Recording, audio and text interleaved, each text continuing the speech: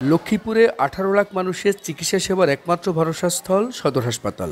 100 শয্যার হাসপাতাল হলেও বর্তমানে হাসপাতালটিতে ভর্তি রয়েছেন 3 শতাধিক রোগী। এতে শয্যা সংকটে ভোগান্তিতে পড়েছেন রোগীরা। সাম্প্রতিক ভয়াবহ বন্যা পরবর্তী পানিবাহিত রোগের পাশাপাশি দেখা দিয়েছে ডায়রিয়ার প্রকোপ, পাশাপাশি বাড়ছে ডেঙ্গু রোগীও।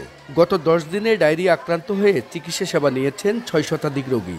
অথচ হাসপাতালটিতে ডায়রিয়া ওয়ার্ডে শয্যা রয়েছে মাত্র 10টি। প্রতিদিনই ডায়রিয়া ওয়ার্ডে গড়ে ভর্তি থাকে 90 থেকে 100 রোগী। একটা সিটে 3টা-4টা করে বাচ্চা দেয়, না পেশেন্ট থাকবে না বাচ্চার মা থাকবে। বাইরেতে স্যালাইন না পানি নিয়ে তারপরে তারে ফোর্স করাছে। একটা রোগীরে চাইবো, এরা 1 সেকেন্ডও দাঁড়ায় না। জনবল ও শয্যা সংকট থাকায় সেবা দিতে হিমশিম অবস্থা নার্স ও চিকিৎসকদের। যে পরিমাণে ডায়রিয়া রোগী লক্ষ্মীপুর শহরে বাড়ছে, এতে আসলে আমরাও এটা চিকিৎসা সেবা দিতে হিমশিম খাচ্ছি। প্রতিদিন আমাদের 50-এর উপরে রোগী আসে, নার্স এবং চিকিৎসক আমরা খুব হিমশিম খাইতেছি।